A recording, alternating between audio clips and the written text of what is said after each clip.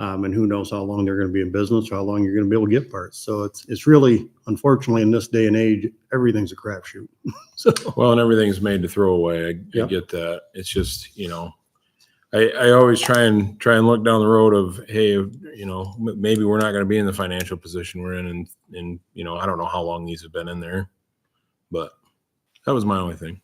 Do you know how old those units are now? The ones that are 22, 23 years old, I'm guessing. I didn't know if they had some sort of date on them or. We didn't find any on the other ones that we messed with. A PTAC, like a mini split, what some people call a mini split. Yeah, it's a package unit, goes right in the wall. A lot of hotels use them. Okay. So that's what it is. It does the heating and the air conditioning. And what area is this? Pardon me? What area are these going It's in? in the exterior of the health department, all the exterior the offices, offices. as well as Commission on Aging in the older part. Okay.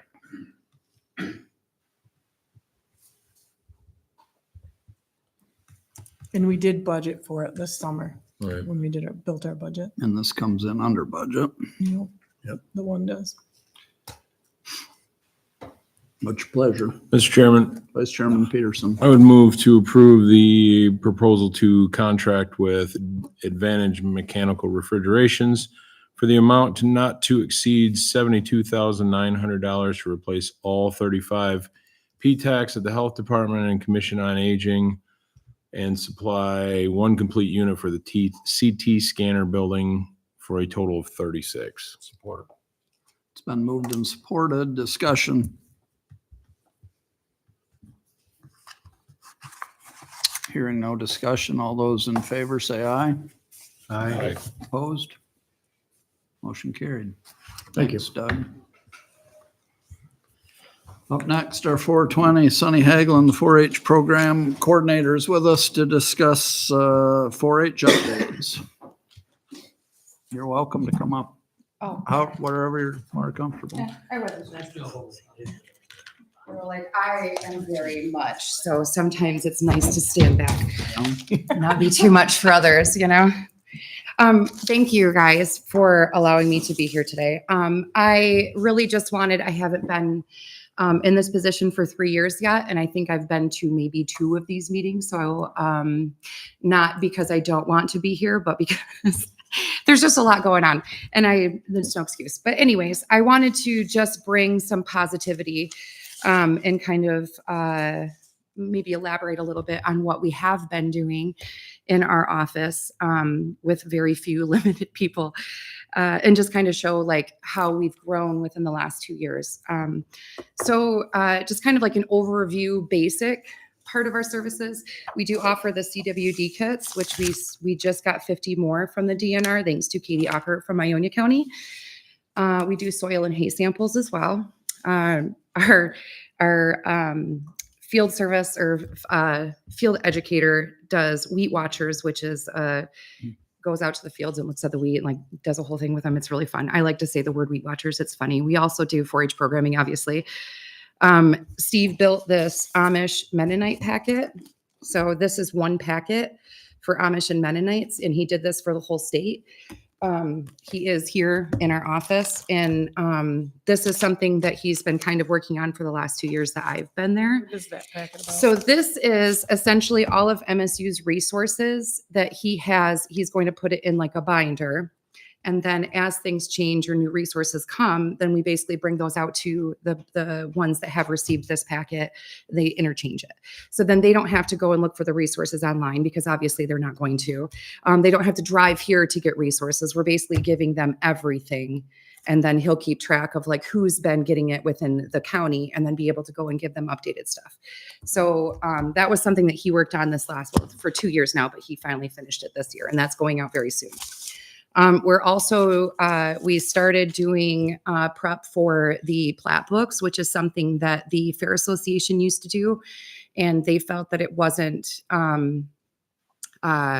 the amount of effort that they put into it wasn't worth what they got back. And so they've kind of let it slide for the last couple of years. We've had a lot of people come in. burned through all of the rest of the plat books that we had. So sometime like springtime, we're going to get new plat books and we'll have those available at the office. Another thing that we do is, well, Steve does field crops education for the county and he hosts that potato field day at the research center. We do a lot of partnership stuff with Conservation District. Steve does pesticide reviews, which is something that has not been done before Steve in this county for a couple of years. And so he got the pesticide reviews back, and he also hosts virtual breakfast for the whole state so that farmers can get their RUP credits. We do ask an expert statewide as well within our office. So like whatever our keywords are, like for mine, it's like poultry, goats, 4-H. So if anybody within the state sends a question and it's tagged with whatever my keywords are, then I'll answer the question and provide those resources. So it's not just within the county, it's like all over the state. We did lose our SNAP Ed educator this last year this year when the funding stopped for that grant. But we do have a food preservation and food safety person within MSU in our district. She's just not housed at our office. She does do programming within the county though, and we're doing 2 programs with her November 19th at the Carson City Library and the Crystal Library. So within the last year, then we had a very significant amount of county residents that participated in her nutrition programs because she was going to the schools and doing a lot of them. Some of these kids are already 4-H, so some of those numbers are doubled, but you can kind of see like how our numbers have grown from before I started until after with 4-H especially, or until now. So that's, I mean, basically that's really what we kind of wanted to just give you guys some good news and how much we're bringing to the table just by being here. Not like, I know we're on a millage, so it's not something that we're fighting for as far as like Eaton and Ionia County has, but we have a lot of resources. I did bring those, but you know, it's just stuff that we hand out for people when they come in. And then that one paper that we just printed off it's the food pantry thing. Oh, perfect. So Vicki and I were kind of talking about, because the SNAP Ed benefits are still kind of like on the fence as far as like how much is going to get funded and if they're going to get funded, if they're on hold, whatever. A lot of our community members we know are also struggling because Montcalm County is not a rich county. So what we're hoping to do is we have a shelf. We're willing to put it up. We're willing to get the 4-H clubs to kind of donate some shelf stable stuff and baby items. And we're hoping that maybe we can put that in our office or right outside of our door. And the reason we're saying right outside of the door is we don't want people that are coming in to feel embarrassed about picking through. And so we were thinking if it's right outside of the door, it's not as much interaction. They don't have to come in and like say, hey, I need this or whatever, you know? So we're trying to limit the amount of embarrassment as well. If it's inside of our office, we can totally manage that too. And then it won't be as easily accessible for walkers by, but that's okay. If that makes sense. I wondered if putting it in the viewing room would make more sense. There's more room there. I don't know where the viewing room is. It's that one across from the Register of Deeds office that has the computers, just has Okay. computers in it for people to come in and do research. Yeah. Yeah. I mean, it's kind of, there's hardly ever anyone in there. Yeah. Lisa Sackett, she's there every day, but We just didn't want to have it set up and start pushing out that, yes, we're going to do this without talking with you guys first. So we were hoping that this would be something that you would allow us to kind of at least initiate inside of our office and see how it goes. If we're want to reassess it or whatever later, then that's okay too, you know? That's something you're looking for an answer today. Yes, I did not realize that that would be something that I would ask for, and I can come back to the next meeting if you guys want to think about it. That's totally okay too. When I initially sent up the request to speak to you guys, it was really just to give you good news. Yeah. Oh, we did a Veterans Day thing yesterday at the Legion as well. And we had a whole club that volunteered to come and help serve and help converse with the kids or with the veterans.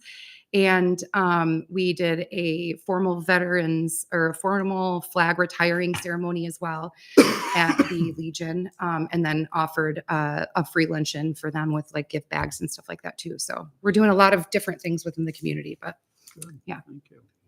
Adam, look like you had. Oh, no, yeah, I can talk a little bit. I don't share often, so. I am weirdly asked every time the 4-H has a food judge that's needed. I don't know why they pick me. Probably because I can't say no and I'm overweight. Maybe, I don't know. One of the two. You look like you like food. Well, that's probably it. But I can say from personal experience that Sonny and everybody that does this 4-H stuff is doing an amazing job. They're the kids. It's just great to see the kids being involved in something that isn't Roblox or Fortnite. They're baking things. They're during fair there's all sorts of judges tables set up with woodworking crafts and flower arrangements and everything. Again, I got asked to do that and I judged food. It sounds fun until you're like 20 kids into it and you've eaten everything and some of it's good, some of it's not. You can't tell them it's not good.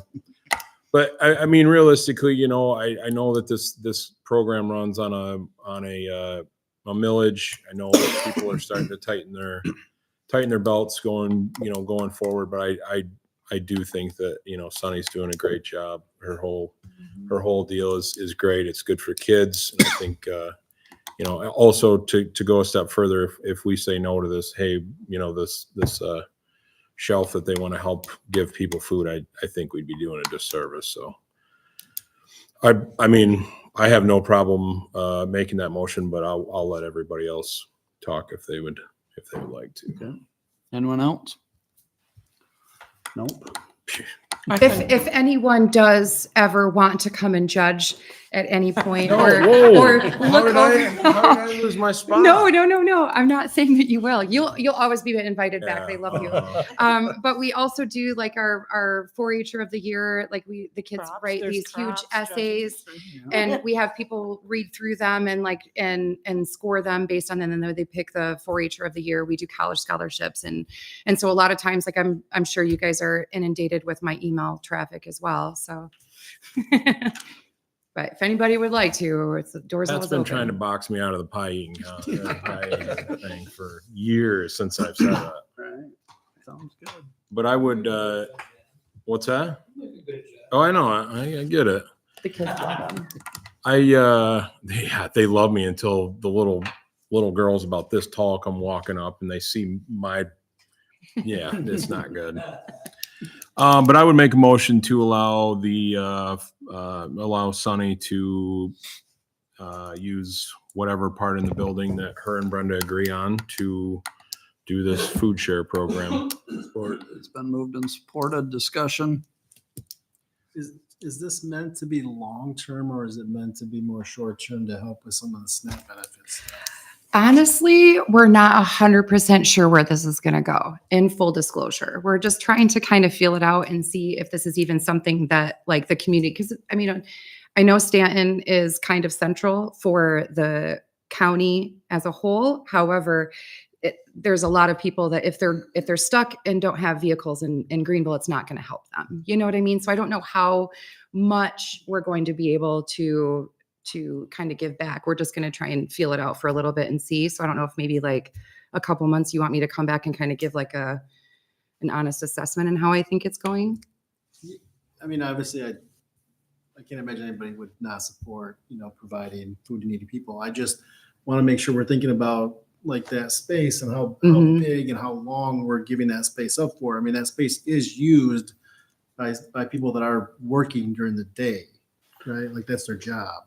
Well, that's why I tried to leave it a little open-ended and have Sonny and Brenda coordinate and kind of say, oh, well, this is working in this space, or, it just, I don't think it's I don't think we're electing a pope. Like if it works, it works. If it doesn't. Should we put like a 90-day time frame Yeah, on it? maybe Kind of just- look at it yeah. after 90 days and see what it's. We want her to come back up here in 90 days and say, In yeah, it's going February? good. Or, Yeah. Okay. Or just put it on to Brenda. Yeah, I'm gonna stick with my original motion and if Brent, I think we've instilled enough authority in Brenda that if she doesn't like the way it's going or it's not going well, she can just axe it. And if it goes really well, then come up here and tell us how good we Well, and did. then my thought is if they have decided on a budget and it's going to be restored, Yeah, we wouldn't need to do it. maybe it Yeah. won't even, I don't know. Yeah. Yeah, I think it's just, I think this is just more of a, hey, if we need it and it works, great. Mhm. I like it. Is there any concern to the amount of traffic we could have? Because I mean, I don't work here during the day, so I'm just asking the questions. I would have no idea. 'cause I've I would never really been to a hope it food would bring more pantry. people into our office because there's not a lot that come in. But yeah, into our office at least. Yeah. I just wanted the conversation. This is the right spot at the right time, Mhm. and is it, if it grows, but I also am fine with Brenda being the kind of the liaison and you girls working out whatever you think is right. I mean, I'm perfectly comfortable with that. I just want to make sure we're asking the right questions about this, that we're not inconveniencing folks that work here on a daily basis. Mhm. All right. Okay. Any other discussion on the motion? If not, all those in favor say aye. Aye. Opposed? Motion carried. Okay, thank you guys. Good luck. Thank you. Thank you. Up next is tonight's correspondence. Vice Chairman Peterson, please. All right, first up is the ordinance to amend the county construction ordinance. We have our building department director in tow. I don't know if he would like to speak to this at all, or you want to just hang out. It's your call. Well, we had talked about this earlier in the spring, if I remember right, correct? Mhm. And we wanted to add some language permitting accessory structures or accessory dwellings. I don't remember what we were calling them, ADUs. ADUs, that's Yeah. correct. If you remember correctly, the last 2 years, we've had quite a few variance requests for that, for accessory dwelling units. I put together a nice presentation and I issued it to all the villages, townships, trying to get some people on board or some thoughts. Really didn't hear much, honestly. But I think for us, it's a good move for the non-zone townships. We don't have an issue with it. We just put some, we did a research of all the various ordinances in the state directly with ADUs and kind of pick what we like and put it in there. Save you a lot of variances, Adam. I know you'd appreciate that. And then the setbacks and stuff like that, we're going to refer that back to the Michigan Building Code. So that's not something that we'd have to decide here. That's meets the building code. And if it doesn't, they're going to have to do the fire resistant construction. That should eliminate some of those variances as well. And just updated language. It's been a long time since we've done it. So Yeah, and if anybody has any questions on the wording, Brenda did provide us with two copies of the ordinance. One with it redlined, and then the other one is with the new accessory dwelling unit wording put into it. So, does anybody have any questions for Mike? Anything? Looking through here, I see parcel of property, but is there any guidance on what size a parcel of property is? well, it's going to have to meet those setbacks, right? So it's going to be limited by if they have enough space to put it on there and meet the setbacks set forth by the state. So Okay. that'll eliminate some of them. Obviously, you know, we talked about, a lot of people were concerned about, oh, well, what if they make a little well or something? How you ever going to monitor that, right? We're not going to be able to. But we're trying to do the right thing here. We see a lot of people, aging parents, right? Now the kids can make a little house for mom and dad. They can move in and look after them. You know, adults that need some supervision somewhat. So we hope it's the right move. I think it is. Good. Anyone else? Well, if nobody, Well, yeah, this was just to add one extra accessory building, right? Correct. Yep. And that's in the language there, just Yep. one. Yeah, we don't want to start a new trailer park every parcel. and it's 75% of the size of the original building. That's right. We don't want to overshadow the original Right. structure, right? That's kind of in all the ordinances we've seen. That's kind of the language that we saw. Mhm. Well, if nobody else has anything, then I would move to approve the ordinance to amend the Montcalm County construction ordinance as presented. Support. It's been moved and supported. Discussion. Hearing no discussion, all those in favor say aye. Hey, Opposed? Motion carried. Thank you, Mike. thanks for doing that, Mike. Next up on page 29 of your packet is the Burn Justice Assistance Grant. If I'm remembering this right, this is something we do every year, correct, Brenda? Yep. Okay, Well, We for the lost last, off this past year, didn't we? yeah, what's that? Did we not do it in 25? Or 25? I don't believe so. We might We've have done done a it in the 2-year past. one, Right. yeah, the last time. And this year, I was kind of surprised to see it was just for 1 year, but yeah, it's to allow us to be the paymaster there for the CMET secretary. okay. Does anybody have any questions on that? If not, I would move to approve the Burn Justice Assistance Grant Agreement and allow for the appropriate signatures. It's been moved and supported. Discussion. If there's no discussion, all those in favor say aye. Aye. Opposed? Motion carried. Okay, next up in your packet is page 43, the Community Corrections Treatment Agreement Request.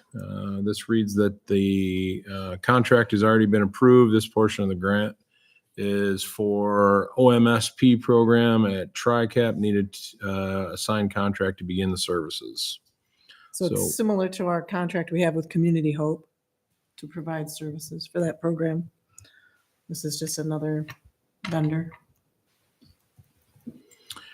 And with the contract already being approved, they just need signatures, correct? Mm-hmm. And I would move to approve the contract for the appropriate signatures. Support. It's been moved and supported. Discussion. Hearing none, all those in favor say aye. Aye. Opposed? Motion carried. Okay, next up, everybody's favorite is the warrant reports.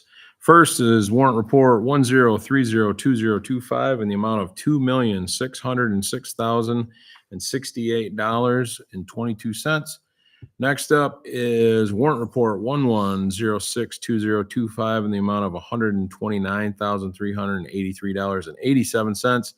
Finally, warrant report 11102025 in the amount of $581,504.69 for a grand total of $3,316,956.78. If no one has any questions, comments, or concerns, I would move to approve and allow for the appropriate signatures. Support.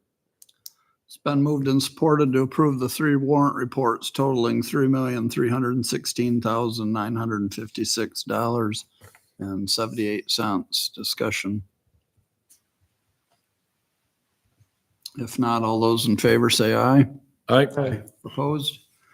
Motion carried. Okay, and then the consent agenda, items 7 through 10, including a resolution to reappoint our county medical examiner and our Cowden Lake level among those. If nobody has any questions, comments, concerned, I would move to place those on file. Support. It's been moved and supported to place items 7 through 10 of the consent agenda on file. Discussion. All those in favor say aye. Aye. Opposed? Motion carried. Okay. And lastly, for your information, a couple of minutes and then the resolution from Leelanau County opposing the MDHHS plan for prepaid health plans. So if nobody has anything on those, that will be your board correspondence for Monday, November 10th. Thank you, Vice Chairman Peterson. Thank you. Don't run off. Don't go too far. Next up is committee reports, and we have a collective bargaining committee meeting that Vice Chairman Peterson I'll chaired. take it from here. Collective bargaining, October 27th. Members present, myself, Chris Johnston, Pat Carr. No one was absent. There was other people here. I called the meeting to order at 1. Public comments were offered, none were given. Motion by Commissioner Carr and supported by Johnston to go into closed session at 1:01. It was motioned and supported by the same to come out of closed session at 2:50. Public comments were offered, none were given. It was motioned by myself and supported by Commissioner Carr to adjourn shortly thereafter at 2:50. I would respectfully submit these meeting minutes and move to place them on file. Been moved and supported to place the collective bargaining committee minutes, October 27th, on file. Discussion. Hearing none, all those in favor say aye. Aye. Opposed? Motion carried. Thank you, Vice Chairman Thank Peterson. you. I'm done now. Okay. New business, item 1, clerk correspondence. We have nothing. Okay. Item 2, controller correspondence. Just a couple of things. Doug let me know today the pad is in for the CT scanner building, complete. The order has been placed for the building, but we gotta wait, I don't know, 5 weeks, you thought, for that to happen. So hopefully by Christmas, the building will be there and Doug will be working on the interior of it. Did we order the machine yet? Or I is gotta that, check back with Lisa because I did oh have some boy. conversation with her and I'm kind of was lost as to whose responsibility that is.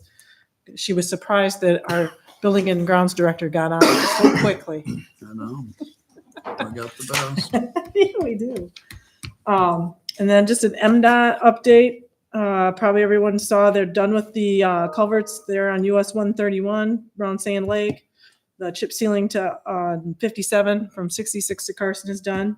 Next year, they're going to be improving the shoulders on a portion of M91, I think from Five Corners south, but I'm not sure how far south they're going. Because didn't they do the shoulders from 46 down to Five Corners last They year? did the Mhm. whole road. Yeah. Yeah.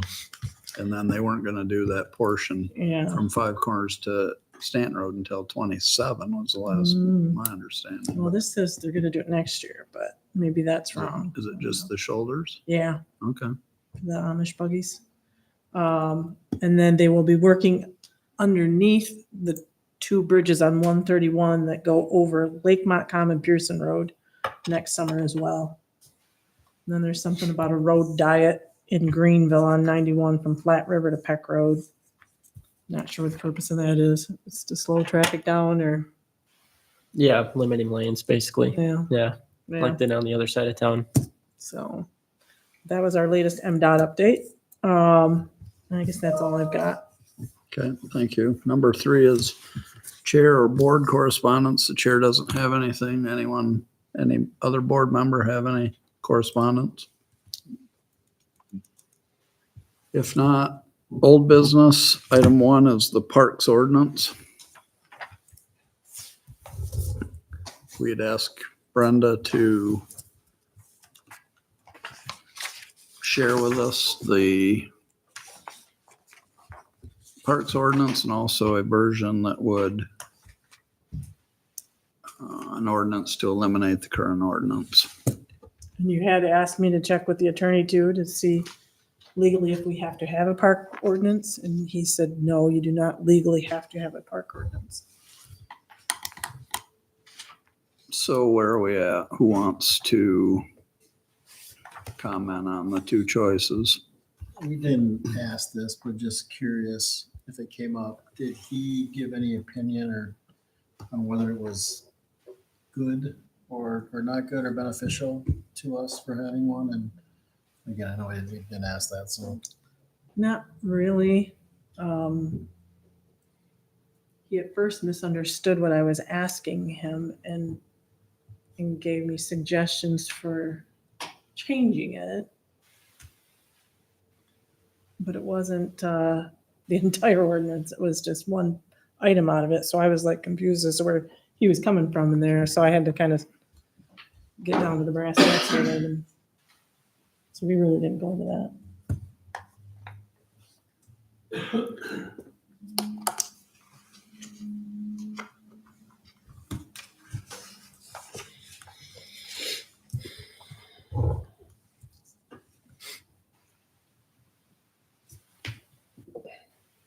Don't everybody talk at once. Right. I know, it's awkwardly silent. So I guess I'll break the ice and you guys can pile on. I think Commissioner Johnston said it best, whether it be last meeting or the meeting before. We can have this ordinance in all day long, but ultimately it comes down to enforcement. And judging by the amount of enforcement there is on ordinances that we've set forth so far as blight, junk and rubbish, whatever you want to call it, I don't know how we're going to enforce any of this. And I know Commissioner Murray has said, well, that's not our problem. I don't disagree with you. I don't. It's our statutory duty to make these ordinances. It's not our job to enforce them. But you know, it isn't worth even the paper that it's printed on. This ordinance in particular was formed to receive grants. We formed this when we had a Parks and Rec committee, and we probably scavenged this off of other places, implemented it so we could get grants. I don't know, I wasn't on this board obviously in the 90s, but I don't know as if we've ever enforced any rule of this ordinance. We do have a set of parks rules in place. And our ordinance doesn't speak, or it restricts what you can do on parks like Camp Ford Lincoln. So, it's just kind of all over the place. It says you can't have boats in our parks. Well, at Camp Ford Lincoln, you can. You can't have kayaks in our parks. Well, in Camp Ford Lincoln, you can. So while I think that ordinances are good, and in this case, there may be some validity to it, this one is just not where we need to be. We either need to enforce all these all the way across the board, or we need to tailor ordinances to each park. And I don't know which one's easier and which one's more cost effective. I don't have any idea. But again, in my mind, it all falls back down to how do we enforce them? I just don't know. I don't know the answer to that.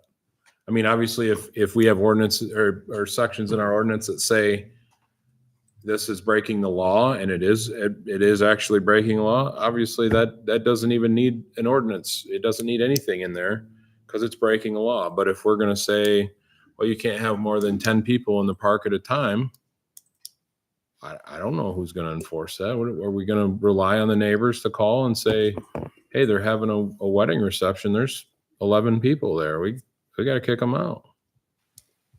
Do we change this ordinance? I don't know. I don't know the answer to all this, but if anything, I would love to see this go away and we build something back better, not to quote national. Oh, yeah. You Whoops. didn't. Yeah, build back better, boys. But I think if we were really serious about this, obviously I think the parks are all closed now, correct, Brenda? Yep.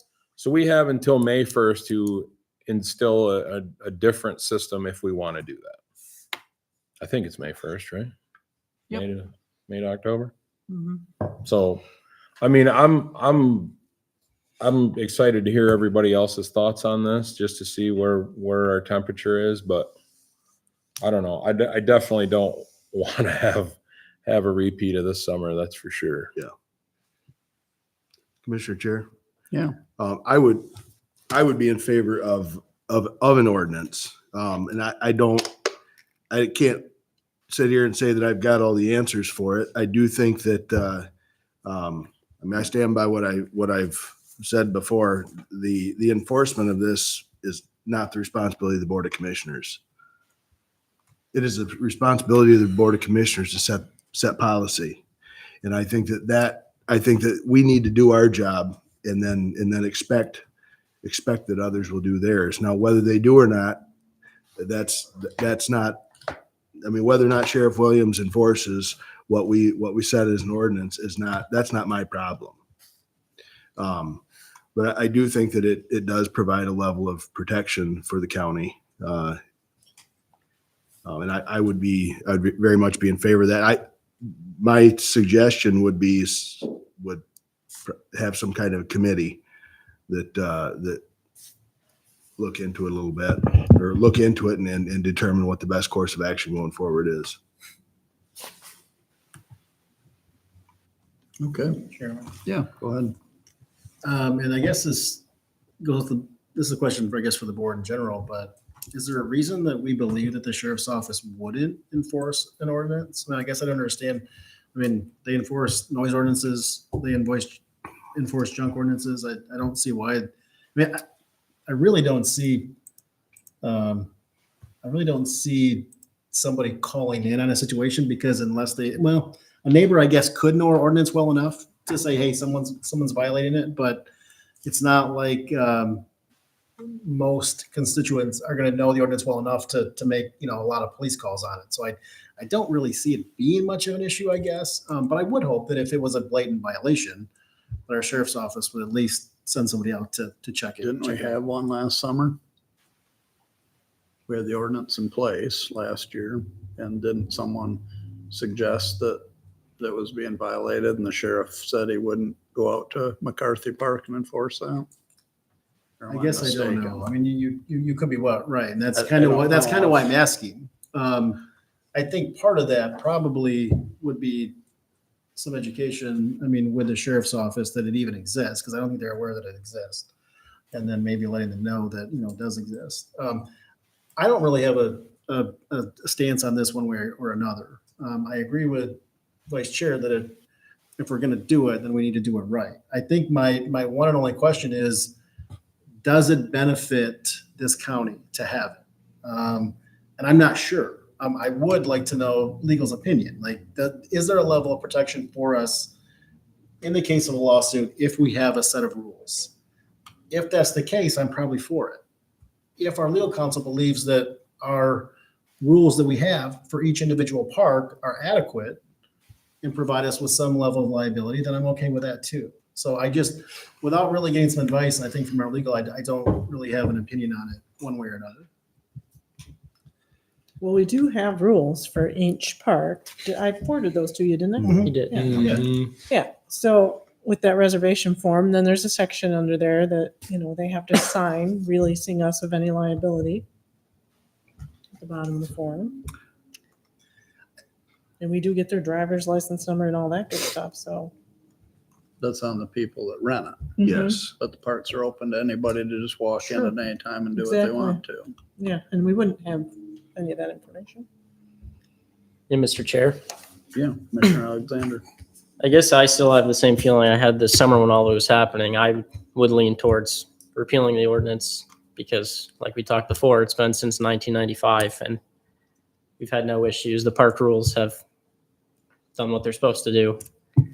I guess if we're going to do anything, I think we should look at the park rules. And I mean, if you want to call that an ordinance and, work on the park rules a little more, I think we could do that. But I think it has to be different for every single park. It's not an all-encompassing ordinance. So that's my 2 cents. Thank you. Well, that's kind of my thought too. We have 4 different parks and 4 different sets of rules. I know we don't want to rent out parks to big groups anymore, but yet Camp Ford Lincoln, that's what we do. I mean, that's Yeah. rent it out for a week or whatever at a time to big groups. So I think we really need 4 different ordinances if we're going to do it. I'm not in big favor of local ordinances. I'm really not. I think they, like you were asking about, does it cover us for liability? I think it does, but I think it also opens us up for liability. If we don't enforce something and something happens, then I think we're also can be liable that way. It's very true. I would argue that if we have the ordinance in place and it's not enforced and enforcement is not our problem, it has actually shifted the liability away from us and put it on the entity that didn't enforce it. Which is still. I- Still which is us. still Which is us. still county I employees. understand that, but it's not this. It'd be great if we could not get sued in something like that because the sheriff didn't enforce it, but guess what? We're getting sued. Understand that, but But we can with say the that- whole time, like, it wasn't our fault. But with that comes a different level too, where if there was a blatant violation where something, a bad situation happened and we get sued and it's because the sheriff didn't enforce the ordinance, it wasn't complacency on this county board of not having the forethought or not having the safeguards in place. Yes, it is still suing us, but it's like, you know, to look at it in the situation of a family, yes, it's all a family, but quite frankly, I'd rather see my brother get sued than me get sued myself, Right. you know? No, I agree with you 100%. And you know, the only problem is, and I'm guilty of it just as much as anybody, is going down the hypothetical road of, well, what happens if somebody, you know, comes into McCarthy Park and trips in the river and hits his head on a rock and drowns? I get it. I do.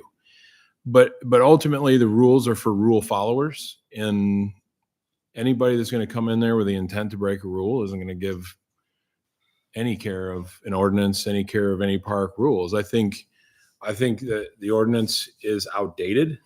I think we can work up something better if we want to call it an ordinance, but I don't think that rules and ordinances are really that much different. I think it's just putting lipstick on a pig. It's still a pig. It's just prettier, I guess. And if a legal opinion were to support that position, I would, I understand that, because it's the principle that we're trying to get to, I think. Yeah, I agree.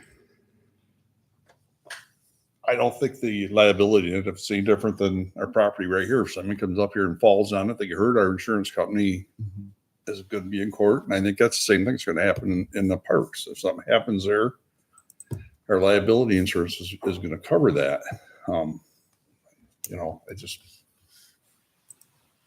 We don't have ordinances on every piece of property, how they can be used and how they're not used.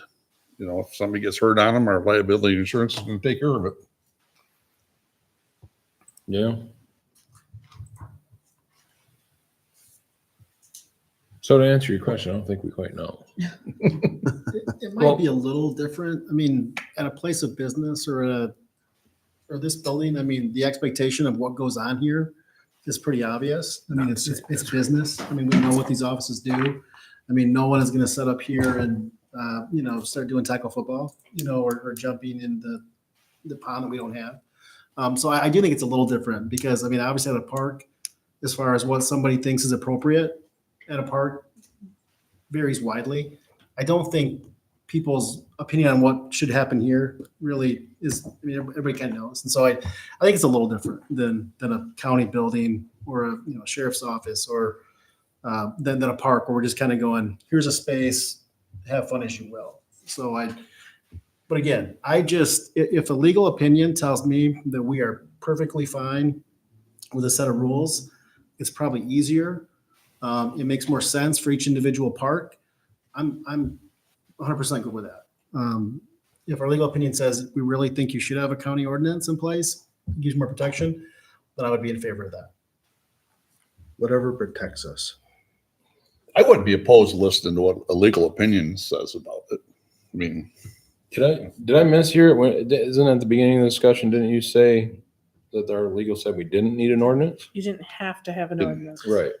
But we're questioning whether we need it to cover us from any liability, correct? So basically- Is that where I'm at? Or But- ordinance or rules, which Right. one? Don't you think our attorney would say something if, it was the wrong decision? I would think he would at least mention that to us, but I think you could probably ask 10 attorneys and Get 10 You could. answers.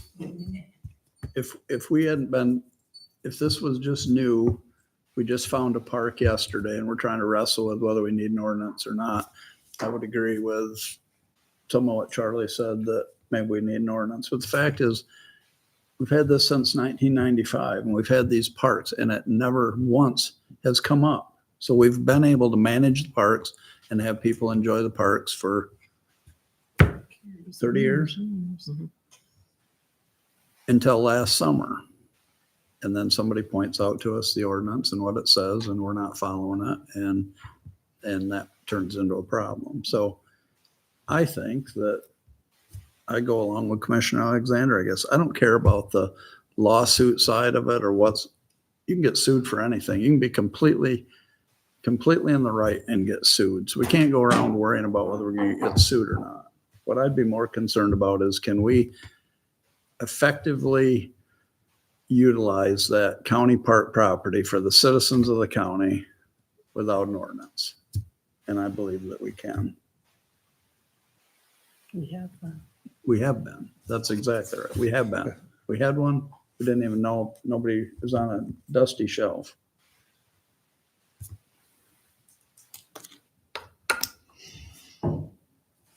So we would not be taking down the ordinance. We would be moving to approve an ordinance to repeal the ordinance, correct? The way to do away with an ordinance is to make another ordinance that repeals the ordinance. If that doesn't just spell out government, That's I don't kinda know. what what it else. No, you hang up. No, you hang up. No, you Yeah, hang up. exactly. That is just so much fun. Well, I was just saying that in case anybody wanted to make a motion. Mr. Chair, Commissioner Alexander, I'll make a motion to approve the ordinance to repeal the County of Macomb County Parks Ordinance as presented. is there support? I'll support it just to see where it goes. It's been moved and supported. Discussion. I would like a roll call on this. My opinion is we all can agree this ordinance isn't great. Like you said, the parks are closed. If we want to make changes to the rules, we can still do that before any of the parks open up again. And we should get this off the books because we haven't been following it. Well, Chris, Commissioner Johnston's comments about one size doesn't fit all is quite a accurate statement there. I think the park rules are probably the easier place to try and make some guidelines for each individual park. If those need to be tuned up by spring, then we can look at that. But Can we create, if we repeal this ordinance, can we create an ordinance that just has each individual park rules in it? An ordinance of 4 Montcalm County parks, and it just has the part or the rules for each park listed in it. So there we would have the park rules and it would be an ordinance all in one, and it would just make everyone happy. except for who enforces it. Except for who enforces it, absolutely. I like that. I don't know if it's, I don't know, I'm just saying. But I just think that the ordinance that we have on the books, we either spend a bunch of time adjusting it, because if we're gonna enforce one part of that ordinance, we gotta enforce them all. And 10 people in one park is not doable. Absolutely. There's more people that show up there just for disc golf than 10 people. So if we're gonna say, oh, we gotta regulate the noise, we gotta regulate how many people are in the parking lot, blah, blah, blah, fine. But we gotta have the same enforcement for if there is more than 10 people in that park. So we need to at least go back to the drawing board and say, okay, what is a respectable amount of people? Maybe get with anybody that's a fire chief and say, how many people can fit in this pavilion? How many people can fit in Camp Ford Lincoln? How many people can fit under the pavilion at Crown Park? I don't know the answers to that, but it needs to be based on something other than, well, just 10 people. Yeah. I mean, we need at least some, I don't want to say science, but we need That's- at least some method to our madness outside of, well, 50 decibels and you can't hear it from 50 feet away. You can walk over there and I guarantee you can hear me talking from 50 feet away. That's kind of ridiculous. Does it need to be, you shouldn't be able to hear it across the road? Absolutely. It does need to respect the neighbors at the end of the day. And we've heard it plenty of times. I think we need to have the neighbors in mind, but it can't be so restrictive that, we just, no one wants to go there, or more than 11 people are not allowed to go there. But I feel like, to your point, agree 100%. We need to figure out what fits.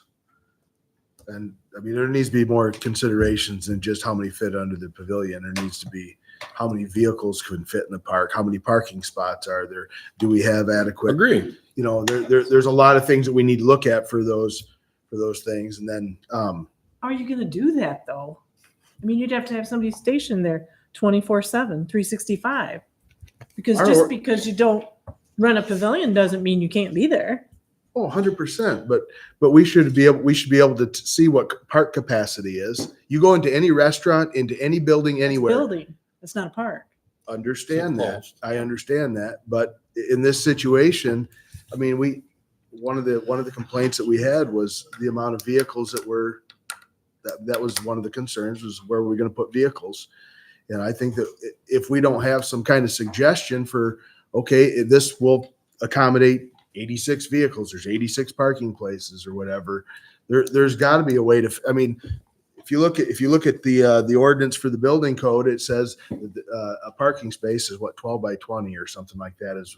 I mean, there is a number somewhere that will tell us based on square footage, how many vehicles can fit there. And I just think that it shouldn't be arbitrary. Just to have an arbitrary number out there for the sake of an arbitrary number, I don't think provides any value. I think that there has to be something, and I just think that there's a way to find that information, and I really don't think it should be that difficult. Oh, but where do you stop? Like Charlie said, no tackle, they're not gonna be playing tackle football here. So what is that number 1,155 in the ordinance of no tackle football, or? No, I mean, that's what I don't understand. If you can find 1,000 people who play tackle football, that would be a record. I think that there is a reasonable expectation for the amount of people that should be in a location and be safe. But I still go back to the idea that's been there. Those parks have been there forever. We've had an ordinance in place. Up until last summer, there was never a complaint about illegally parking a vehicle or having too many vehicles or too many anything. So I think we're trying to address a problem that we don't have. How many family reunions and weddings and stuff we had that were way over the limit of people there? 10. Over the last 30 years, there's never been a complaint. I agree with that. And that's why, and I think to do this right is a lot of work. And I think it's only worth doing if our legal counsel really believes it's worth doing. If it's not, then it's not. I don't think it is. But that's just where I just don't understand why we wouldn't pause to just talk to our legal and say, we're contemplating this. Is this beneficial to our county? Is there a level of protection? Do you recommend it, or are we just good? And then we know. But I understand that you can get different opinions from different attorneys, but we have one that we pay, or we have a firm that we pay, and we pay them good money, and then they're good. I just think it's worth asking them. I feel like we're making some assumptions, and we don't really know. And a 5-minute call may clear some of this up. Yeah. And if it does, and we stick to our rules, I'm all for it. I just think it would be wise to just have a quick conversation with our counsel. When you asked the question whether we needed one and they said that it's not required, do you feel like they would have said it's not required, however, you should have one? If in fact they felt like we should, would they have interjected that, or did they just? I don't know. If you go there now, I think I would have to send him the parks rules and have him compare the parks rules forms that we use to the ordinance and get his opinion on which one would be best. So, and I didn't share the rules. I didn't think of it. Any other discussion? And Mr. Chair, I think we ought to call for a vote. I think we have a question here whether we repeal it or not. And all this other discussion we can take up when we talk about making a new ordinance and stuff. Okay, we can call for a vote. All right, roll call, please. Alexander, Yes. Johnston, Yes. Mahar, No. Marie, No. Peterson, Yes. Carr. Yes, 4-2. motion passed. Old business item 2 is the controller's performance review, and the controller has requested that we do that in executive session. I'd entertain a motion to do so. So moved. It's been moved and supported to go into executive session for the purpose of discussing